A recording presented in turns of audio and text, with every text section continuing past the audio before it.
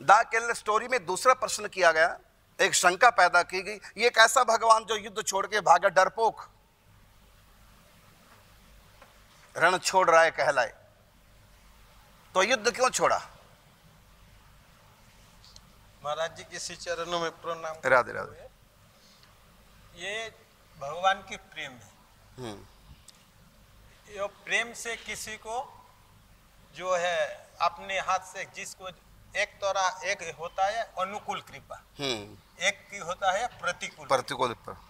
जो अनुकूल कृपा है और जो उनको प्रेम से भजन करते हैं, तो भजन प्रेम से करते हैं तो उसको वो दर्शन देते हैं, अपना लेते हैं। और जो प्रतिकूल भाव से उसको भजन करते हैं, मतलब विरोध करते हैं, तो उसको प्रतिकूल कृपा करते हैं। तो वो उसको ले जा करके जो है युद्ध स्थल पे ले जा करके एक ऋषि के द्वारा उसका मरवाना था और उसका जो है आत्मकल्याण करना था। बिल्कुल, इसलिए उन्होंने ये कार्य अपनाया, मतलब ये युद्ध छोड़ करके। देखो महाराज जी ने बहुत अच्छा बताया, मैं और स्पष्टीकरण कर देता हूं। वो ये जैसे भी प्रश्न उसमें द केरल स्टोरी में प्रश्न किया गया कि वो कैसा गॉड है जो डर गया, डर के मारे भाग गया। और ये कथा आती है भागवत जी में। भगवान श्री कृष्ण ने जब कालियवन आक्रमण करने आया तो युद्ध नहीं किया,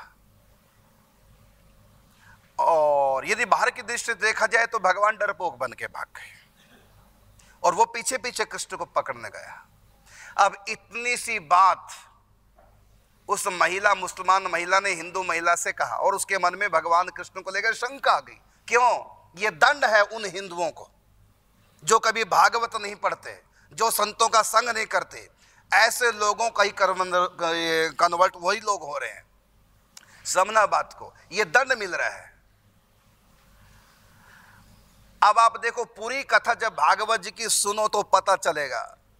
मजाल जो कोई टस से मस हमको कर दे सनातन धर्म से, कोई कितना भी कुसंग दे दे, उल्टा बल्कि दूसरों को हम सनातन धर्म में ले आएंगे। इतनी पावर है सत्य में, लेकिन तुम जब सत्य जानते नहीं तो मरोगे बेमौत। और भी महाराज जी यहाँ पर एक जो है शंका है, वो जो अधिकारी था जिसके कारण भगवान को भागना पड़ा, उसका वहां तक तप नहीं था जिससे भगवान को प्राप्त हो। अभी कमी था, वो कमी होने के कारण वो जो भागा है, उनको जो दर्शन हुआ, वो दर्शन करते करते उसका जो दुष्कृति है वो नष्ट हो गया। और वो नष्ट होने के बाद ये जो महान आत्मा थे, उस आत्मा के द्वारा उसका उद्धार कर। बिल्कुल, देखो कालियवन का उद्धार तो करना है, चलो ये तो बात अलग है, लेकिन ऐतिहासिक जो सत्य है वो ये है, सुनिए पूरी बात।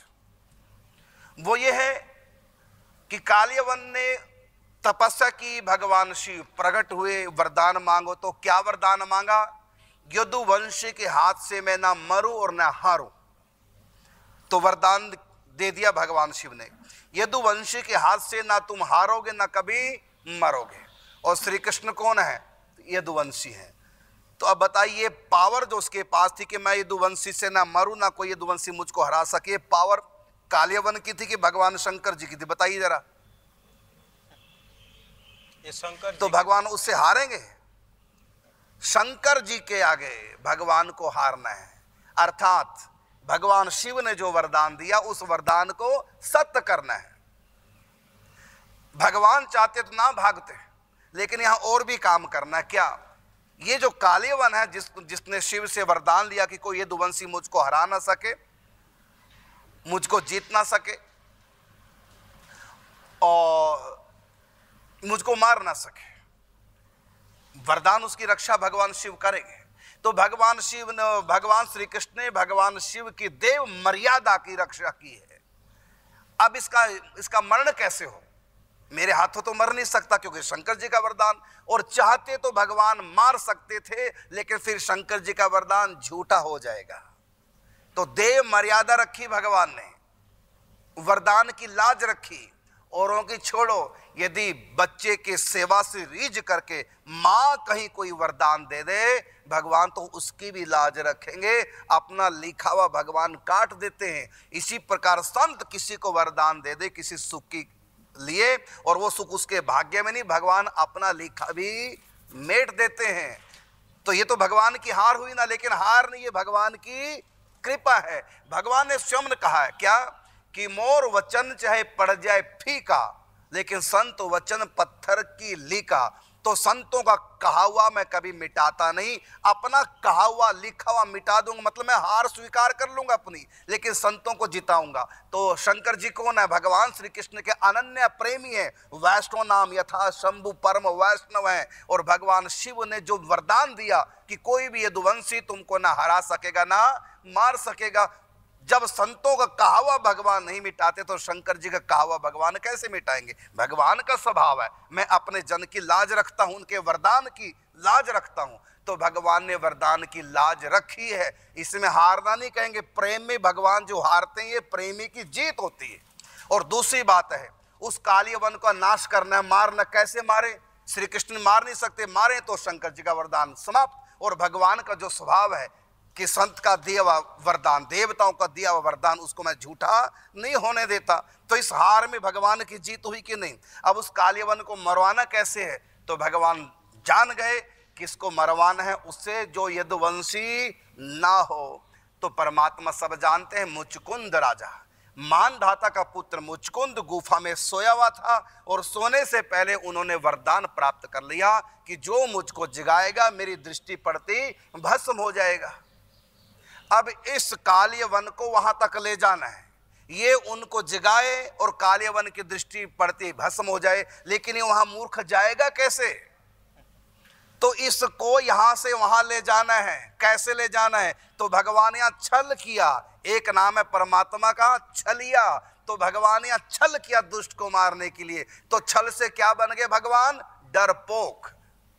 डरे नहीं, बल्कि शंकर जी के वचन की लाज रख रहे हैं, इसको डरना नहीं कहेंगे, बल्कि डरने जैसा नाटक भगवान ने किया, जिससे कि मुझको कमजोर समझकर मुझको मारने के लिए, क्योंकि मुझको मारने के लिए आया है और ये मेरे पीछे पीछे आएगा और मैं भागूंगा, डरपोक बनकर नाटक छल किया डरने का। भगवान डर नहीं सकते, काल भी जिनसे डरता है ऐसे परमात्मा, भृगुटी विलास सृष्टि ला हुई ऐसे सुप्रीम पावर परमात्मा को किसी से डरने की आवश्यकता नहीं। लेकिन भगवान मर्यादा नहीं तोड़ते, देव मर्यादा। तो इसलिए शंकर जी के वरदान की भी रक्षा करनी है और इनका नाश भी करना है। तो भगवान डरपोक बनने का एक नाटक किया केवल, और भागे पीछे पीछे कालेवन, आगे आगे श्री कृष्ण। और श्री कृष्ण कहाँ गए? जिनसे इनको मरवाना है। ये युद्ध नीति है, ये इसका नाम है युद्ध नीति। हारना इसका नाम नहीं, ये युद्ध नीति है। हारने का बहाना करके, जैसे होता ना कई बार एक ऐसा कीड़ा होता उसको छू दो तो मरने का बहाना करके बिल्कुल एकदम निष्क्रिय हो जाता है कि आम व्यक्ति जिसने मुझको छेड़ा वो मुझको मरा जान के छोड़ दे, मरने का बहाना करके। तो ये एक युद्ध नीति है, ये उन्नत कौशल विद्या। हाँ, ये साधारण बात है, बड़ी उन्नत कौशल विद्या है। ये एक युद्ध की कला है, किस प्रकार इनको मरवाना है। तो भगवान ने यहाँ छल का आश्रय लिया। जैसे कांटे को निकालने के लिए कांटा चाहिए, तो इस प्रकार ऐसे लोगों को मारने के लिए छल बल किसी भी तरह इन दुष्टों का नाश करना ही चाहिए।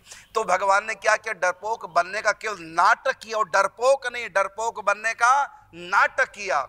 क्योंकि नाटक ना करते, पीछे पीछे ना भागता। अब ये कृष्ण को डरपोक समझकर, कमजोर समझकर पीछे पीछे भागा, और भगवान गए मुचकुंद जहां सोया था। और देखिए भगवान ने एक और चालाकी की, अपना पीतांबर उस सोए के ऊपर उड़ा दिया, जिससे कि मेरे बाद जो आएगा वो सोचेगा कि कृष्ण लेटा हुआ है। और भगवान अपना पीतांबर सोए हुए मुचकुंद के ऊपर उड़ा करके गुफा में भीतर कोने में छिप जाते हैं। और जो ही पीछे पीछे तो आ ही रहा था, और जो ही वो प्रवेश करता गुफा में, देखा पीतांबर, पहचाना, और उसने क्या सोचा?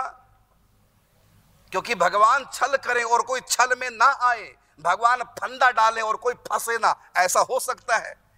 तो अपने छल के जाल में भगवान ने किस प्रकार से कहा? ये डरपोक नहीं, ये एक नीति है दुष्टों का संहार करने की। तो भगवान ने क्या किया? उसने मुचकुंद ने कालेवन ने सोचा कि कृष्ण सोया हुआ है, तो लात मारी जोर से, और जो ही लात लगी और मुचकुंद जगा। देवताओं का वरदान था कि जो तुमको जगाएगा तुम्हारी दृष्टि पड़ते ही भस्म हो जाएगा। और जो ही मुचकुंद जगते हैं उनकी दृष्टि पड़ते ही भस्म का ढेर हो जाते हैं। ये युद्ध नीति है, ये डरपोक बनना नहीं है, ये युद्ध नीति है। तो इस प्रकार उस पिक्चर में, द केरल स्टोरी पिक्चर में जो बताया है कि वो लड़की, मुसलमान लड़की उस लड़की से कहती है कैसा खुदा है जो डर गया, एक तो और वो लड़की उनकी बातों में आकर के खुद मुसलमान बन जाती है, पिक्चर में दिखाया।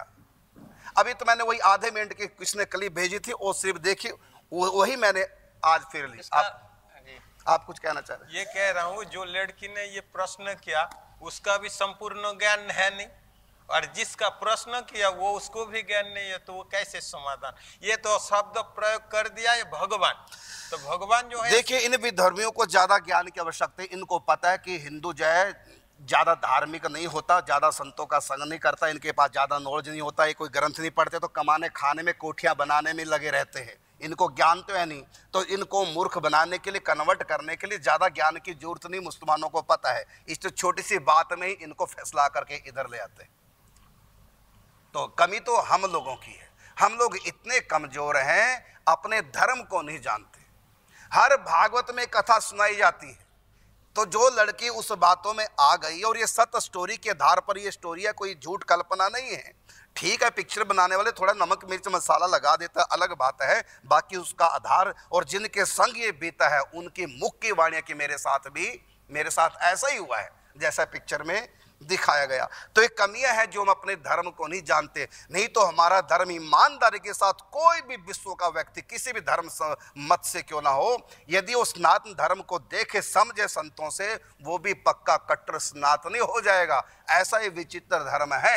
मैं सनातन धर्म का हूं इसलिए इनकी प्रशंसा कर रहा हूं, ये बात नहीं है। सचमुच में कोई भी पढ़ ले सनातन धर्म को, कोई भी जान ले सनातन धर्म को, लेकिन संतों के बिना यहाँ एंट्री नहीं, क्योंकि ऐसा क्लिष्ट ये सत्य है, इसको समझने के लिए हमको संतों की आवश्यकता है।